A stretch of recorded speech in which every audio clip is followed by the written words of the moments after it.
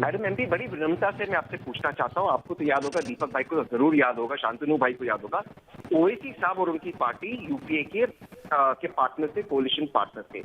उसके बावजूद उन्होंने एक बहुत घटिया स्पीच दिया हमारी देवताओं का अपमान करते हुए, देवी देवताओं का अपमान करते हुए।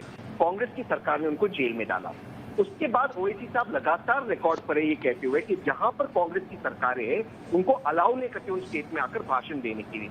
लेकिन ये क्यों होता है कि जहां पर बीजेपी की सरकार है, कर्नाटका के अंदर, उत्तर प्रदेश के अंदर, वो आते इस तरह की बातें करते हैं जिसमें हमारे देश में विभाजन हो। आप क्यों अलाउ करते हैं? आप क्यों एफआईआर फाइल करते, उनको एक बार जेल में नहीं डालते? मैं आपसे एक सिंपल सवाल पूछना चाहता हूँ।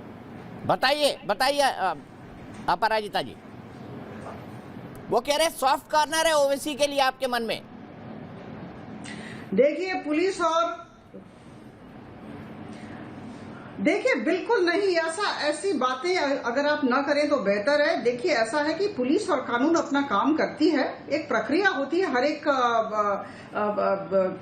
गवर्नमेंट फंक्शनिंग की, और मुझे लगता है इसका सम्मान करना चाहिए। बहुत सारे प्रश्न होते हैं जिसका उत्तर नहीं दिया जा सकता, मुझे लगता है ये भी वैसा ही प्रश्न है। जो कानूनी प्रक्रिया है या पुलिस की जो प्रक्रिया है उस पर हम सब आस्था रखें। ऐसी बात नहीं है कि ओवैसी जी के लिए हमारा बहुत अत्यधिक प्रेम है। हम सब एडवोकेट कपिल श्रीवास्तव सीधे समाजवादी पार्टी चलते हैं। जिन्ना की बात, जिन्ना का जिन्न उन्होंने बोतल से निकाला है, दूसरे के विरुद्ध खड़े हैं और अपनी विकास के एजेंडा को लेकर हम इलेक्शन में जा रहे हैं। ठीक है, कपिल श्रीवास्तव जी बताइए, जिन्ना का जिन्न बोतल से निकालने के बाद ये तो आपका नुकसान करके जाएगा, अखिलेश जी का फायदा नहीं करके जाएगा।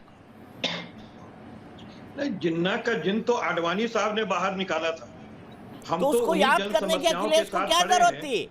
उसको याद करने की अखिलेश को क्या जरूरत थी 2022 के चुनाव में? देखिए जिक्र आना और सावरकर साहब का भी साथ में जिक्र आ जाता है जब आप जिन्ना साहब का जिक्र करते हैं, क्योंकि दोनों ही एक सिक्के के दो पहलू थे और वो जिक्र आ जाता है। लेकिन आपको ये देखना पड़ेगा कि हमारे राष्ट्रीय अध्यक्ष जी जब अपना भाषण और तकरीर करते हैं तो उसमें जनता से जो जुड़े हुए मुद्दे हैं वो 99.9% होते हैं। हमारे यहाँ लिख करके पढ़ करके नहीं बोला जाता है। और अभिव्यक्ति की आजादी है, कोई गैर विधिक काम उन्होंने नहीं किया जितना उस पर प्रश्न खड़ा होता है। मैं अब दूसरी चीज कहता हूं कि दीपक जी, आज ओवैसी साहब ने जो चीज कहा और आज गोरखपुर से जो नड्डा साहब ने बात कही है, लगभग दोनों तो समान ही हैं। उनको भी एक तरफा चीजें चाहिए, वो लाल टोपी को केसरिया बनाना चाहते हैं। आप ये बताइए, लोकतंत्र के अंदर विचारधारा के साथ आप अत्याचार करेंगे